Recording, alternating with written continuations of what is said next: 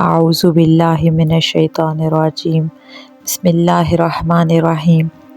نہج البلاغہ خطبہ نمبر 2۔ امام علی علیہ السلام نے صفین سے پلٹنے کے بعد فرمایا، اللہ کی حمد و ثنا کرتا ہوں، اس کے نعمتوں کی تکمیل چاہنے، اس کی عزت و جلال کے آگے سر جھکانے اور اس کی معصیت سے حفاظت حاصل کرنے کے لیے، اور اس سے مدد مانگتا ہوں اس کی کفایت و دستگیری کا محتاج ہونے کی وجہ سے۔ جسے وہ ہدایت کرے وہ گمراہ نہیں ہوتا، جسے وہ دشمن رکھے اسے کہیں ٹھکانہ نہیں ملتا، جس کا وہ کفیل ہو وہ کسی کا محتاج نہیں رہتا۔ حمد اور طلب امداد وہ ہے جس کا ہر وزن میں آنے والی چیز سے پلہ بھاری ہے اور ہر گنجی کرامایہ سے بہتر و برتر ہے۔ میں گواہی دیتا ہوں کہ اللہ کے علاوہ کوئی معبود نہیں، وہ یکتا و لا شریک ہے۔ ایسی گواہی جس کا حلوظ پرکھا جا چکا ہے اور نچوڑ بغیر کسی شائبے کے دل کا عقیدہ بن چکا ہے۔ زندگی بھر ہم اسی سے وابستہ رہیں گے اور پیش آنے والے خطرات کے لیے اسے ذخیرہ بنا کر رکھیں گے۔ یہی گواہی ایمان کی مضبوط بنیاد اور حسن عمل کا پہلا قدم اور اللہ کی خوشنودی کا ذریعہ، شیطان کی دوری کا سبب ہے۔ اور یہ بھی گواہی دیتا ہوں کہ رسول اللہ صلی اللہ علیہ وسلم اللہ کے بندے اور اس کے رسول ہیں۔ انہیں شہرت یافتہ دین، منقول شدہ نشان، لکھی ہوئی کتاب، ذو فشاں نور، چمکتی ہوئی روشنی اور فیصلہ کن امر کے ساتھ بھیجا تاکہ شکوک و شبہات کا ازالہ کیا جائے اور دلائل کے زور سے حجت تمام کی جائے، آیتوں کے ذریعے ڈرایا جائے اور عقوبتوں سے خوفزدہ کیا جائے۔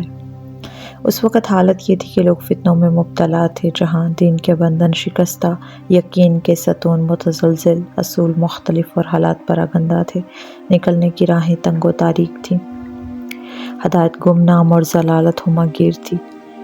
کھلے خزانوں اللہ کی مخالفت ہوتی تھی اور شیطان کو مدد دی جا رہی تھی۔ ایمان بے سہارا تھا، چنانچہ اس کے ستون گر گئے، اس کے نشان تک پہچاننے میں نہ آتے تھے، اس کے راستے مٹ مٹا گئے اور شاہ راہیں اجڑ گئیں۔ وہ شیطان کے پیچھے لگ کر اس کی راہوں پر چلنے لگے، اس کے گارڈ پر اتر پڑے، انہی کی وجہ سے اس کے پھریرے ہر طرف لہرانے لگے تھے۔ ایسے فتنوں میں جو انہیں اپنے سموں سے رونتے اور اپنے کھروں سے کچلتے تھے اور اپنے پنجوں کے بل مضبوطی سے کھڑے ہوئے تھے، وہ لوگ حیران و سرگرداں، جاہل و فریب خوردہ تھے۔ ایک ایسے گھر میں جو خود اچھا مگر اس کے بسنے والے برے تھے۔ نیند کے بجائے وہاں بیداری اور سرمے کی جگہ آنسو تھے۔ اس سرزمین پر عالم کے منہ میں لگام تھی اور جاہل معزز و سرفراز تھا۔ پھر امام نے اہل بیت علیہ السلام سے متعلق فرمایا کہ وہ سر خدا کے امین اور دین کی پناہ گاہ ہیں، علم الہی کے مخزن اور حکمتوں کے مرجع ہیں، آسمانی کتب کی گھاٹیاں اور دین کے پہاڑ ہیں۔ ان کے ذریعے اللہ نے اس کی پشت کا ہم سیدھا کیا اور اس کے پہلوؤں سے ضعف کی کپکپی دور کی۔ انہوں نے فسق و فجور کی کاشت کی، غفلت و فریب کے پانی سے اسے سینچا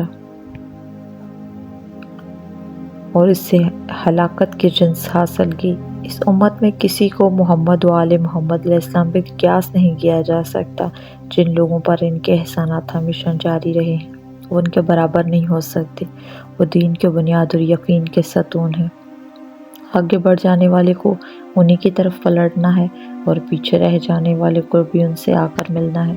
حق کے ولایت کی خصوصیات انہی کے لیے ہیں اور انہی کے بارے میں رسول اللہ صلی اللہ علیہ وسلم نے وصیت کی ہے، وراثت میں انہیں حق دیا ہے۔ اب یہ وقت وہ ہے کہ حق اپنے اہل کی طرف پلٹ آیا اور اپنی صحیح جگہ پر منتقل ہو گیا۔